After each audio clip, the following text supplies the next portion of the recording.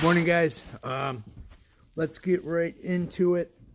We're back. Obviously, yesterday we took a little bit of a day off, which is a good thing.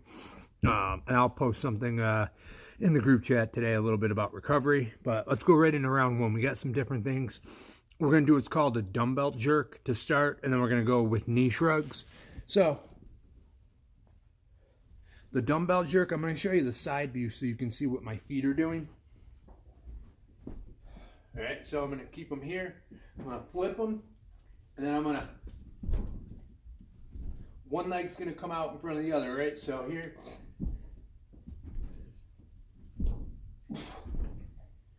what you're going to do is alternate, right? So I think I have 10 each side, so you'll do 20 reps total, where the right foot will come out in front, right?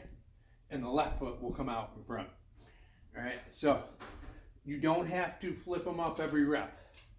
Only one time.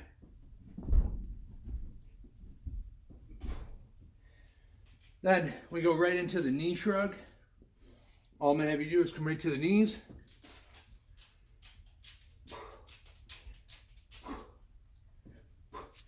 What I like about knee shrugs is, number one, they're really, really explosive, but it allows the upper and the lower to work together, right? So you can come up, make sure you're locking those hips out hard and explosive. And at the same time, obviously, you're driving the weight up through the shrug. Then we go into the isolation holds. You guys will know these because I think we've done them recently. Where again, you're going to go lunge hold. You can see my knee is only inches from the ground, chest stays up. I'm going to hold, and then I'll switch. Whatever time I have on there, that is per leg. So if it's 1 minute, that's 1 minute per leg. All right, it's tough. I get it. But these isolation holds make you strong without the wear and tear. All right. And then you go right into a push-up hold. Pretty simple. Here, straight back, I'm going to lower myself to the midpoint of a push-up. All right, so for this push-up hold to be effective, you have to make sure the hands are directly underneath the shoulders. If they're out in front of the shoulders, it's too easy. I could do that for minutes on end, even from a mid push-up hold where I'm holding it in the middle of a push-up. Most people can if they're good at push-ups. If they're directly underneath the shoulder, you're going to see it's rough. I mean, the chest, the triceps, the shoulders are going to fatigue out. Just make sure that back stays straight the whole time. Then we go into a hammer press to a regular press, and then split squat jumps. All right, so hammer press is just your normal, put them together.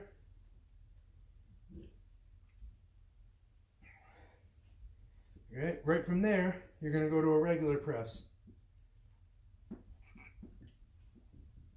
All right, so I think it's 10 hammer presses and then 10 regular presses right after one another. That's going to really get the triceps fired up doing it that way. Make sure to use a weight that you can complete all 20, but that you struggle a little bit with, right? You want to have a little bit of that struggle. And then split squat jumps or split lunge jumps. Go into your split right here.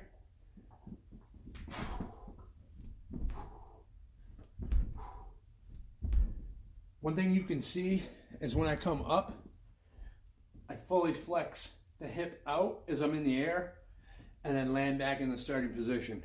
That's important because this is what you'll see a lot of. Notice that hip isn't flexing out? That's what we want. And then you'll finish with core. The first two you'll probably know pretty well. Around the world. Right here.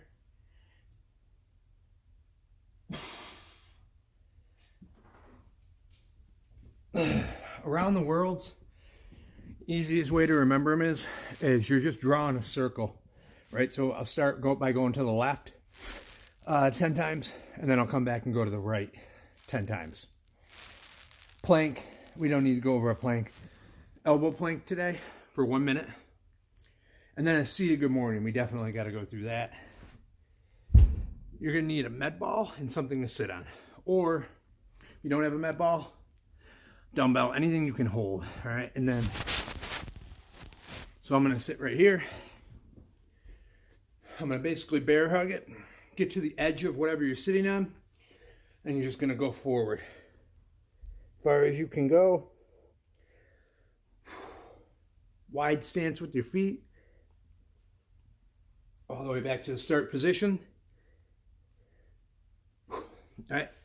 The point of these is to get your posterior chain into your lower back. All right. So we want to condition the lower back. I believe I have 20 reps in there, somewhere in there. Lower back conditioning. A lot of these guys, when I'm working with them, they have that lower back pain, things like that. And that's what happens to athletes. So what we got to do is condition it.